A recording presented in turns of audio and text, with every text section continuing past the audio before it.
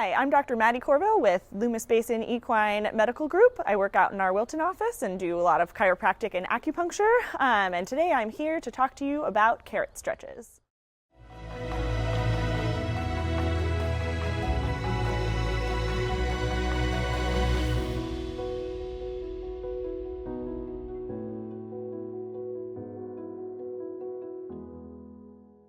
A lot of times when I'm doing chiropractic and acupuncture and even lameness and other exams on horses, I'll recommend exercises like carrot stretches. They're great for stretching your horse and helping with some strengthening, good to help, with back pain and any of those things. So those are some of the reasons why we do them. And one of the most common questions I get is, why are we doing these and how are we doing these? Because a lot of people are worried that they're going to be doing them wrong and that they could potentially hurt their horse. So a couple things to start. First, we really want to talk about safety. You want to make sure you're in an area where your horse won't be easily spooked, where you're on flat level footing with good grip. You don't want to do it on slippery concrete because your horse isn't going to be able to perform the exercise correctly if they feel like they're on unstable footing. A couple other things are, if you have a horse that's neurologic or unsteady on its feet, please talk to your veterinarian before attempting these exercises. We don't want you to get hurt and we don't want them to get hurt. Or if you have a horse that has, neck problems or anything like that, definitely check in with us before doing these. Another safety thing is you want to make sure that you are wearing closed-toed shoes. We don't want you to get stepped on and get your toes hurt. If you have a horse that's particularly fond of the treats, one thing you can do is use long treats so that your fingers are out of the way.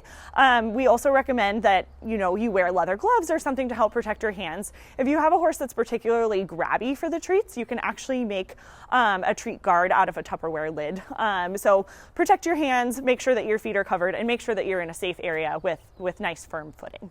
All right, so to show you some of these exercises, we're going to bring in our lovely volunteer here, Polly.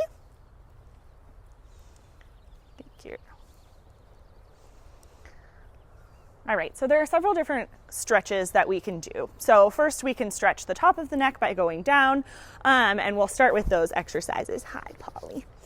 So get your favorite treat. Pieces of carrots work, or in this case, I'm using cookies. So the first one we're gonna do is the chin to the chest. Good girl. So just simply use your treat and bait the horse to try to get them to stretch towards their chest. So you can see here she's turning her head a little bit. So ideally we'd like her to be straight. So you can sort of help adjust with the halter and the position of your hand to help get her straight.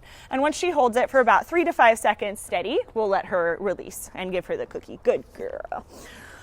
So the important things with these stretches is they're not a whip. We don't want the horse whipping around or really doing a sudden movement to try to get the treat. We want to do it slow and steady and try to get them to hold it for about 3 to 5 seconds. And typically for each of these exercises, depending on what area of the body we're trying to target, we'll recommend that you do them about 3 to 5 repetitions. So we'll do this one more time. Come on. You want to come to your chest? Good girl. Good girl. And so this one's hard for her, and just like with any stretch with you or your animal, right?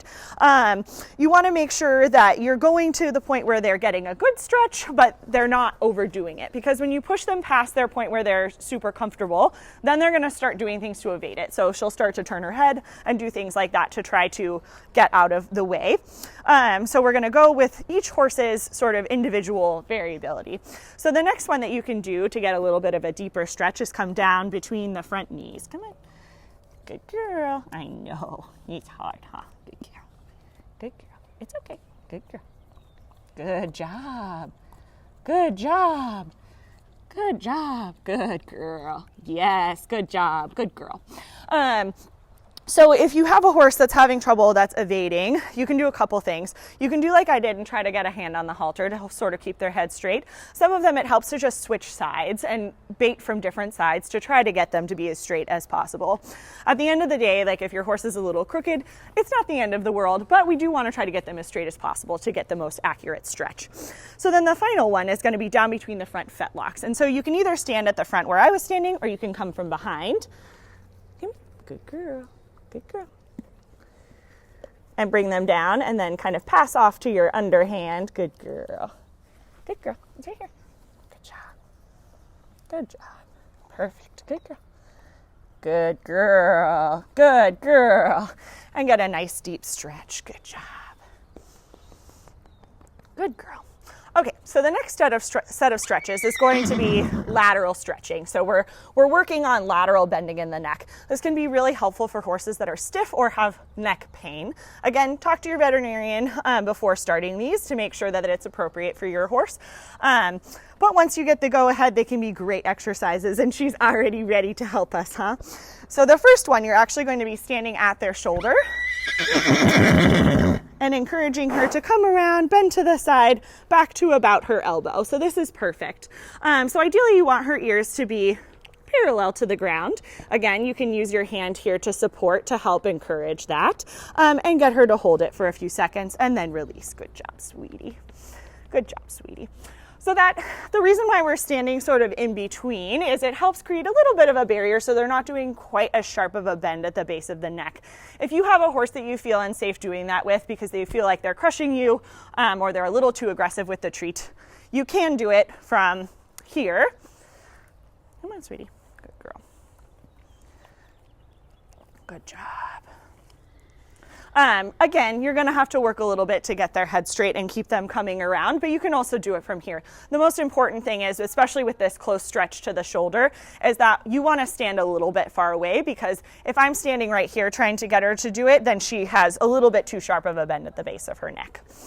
Okay, so for our next stretch, we're going to deepen the stretch a little bit, start engaging the abdominal muscles here, which will help with strengthening, and then also stretching the opposite side of the back. Polly. Good girl. So you're going to do approximately the same thing, standing a little bit away because we don't want them to get too crunched at the base of the neck there, trying to encourage her to keep the ears parallel to the ground and come back to about mid-barrel. She's a little further than that. She's very flexible. Good girl. Have her hold it for 3 to 5 seconds and then release and give her a pet. Good job.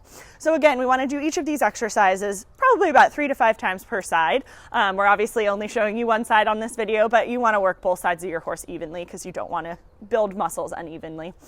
So that's a good stretch, and some horses will have to stop there. They can't go much further. But for our nice flexible ones, and especially ones where we're really trying to build those abdominal muscles and stretch those back muscles, we can actually come all the way back. Come here, good girl. We can come all the way back. You can do it. Come on. Good girl. We can come all the way back to the stifle almost. So if your horse, this is actually a good teaching moment. So if your horse spins like that, 1, the stretch is probably a bit much for them. But 2, if you're having problems consistently because your horse has been trained, to natural horsemanship or something where they easily disengage the hindquarters to move away from you, you can do something like use a wall to help support that side of them, because often they're just confused. They just don't know what you want. So sometimes using a wall or a barrier, as long as it's safe, can be helpful in getting them to stand still while you're trying to teach them this activity. We'll see if she can do it one more time here. Come here. Good girl. Good girl. Good girl. Perfect. Good job. So she comes right about to the stifle. She's still pretty parallel with the ground with her ears. And then we release. Good job. So if your horse is already a pro and can come all the way back to the stifle and hold it, good girl, just like she can here. She's a little bit better on the right side. Each horse is going to be better on one side than the other. You can actually increase the difficulty by starting to move down the leg. So you can move your target hand to a little bit lower down the leg, and this will probably be a little challenging for her. Good job. But we can go a little bit lower than the stifle, eventually going to the hock and then to the fetlock. She's definitely much better on this side. So depending on your horse, you may find that one side is easier than for the other. You still want to work both sides evenly, and eventually over time they'll get better on the side that they're not as good on. But those are our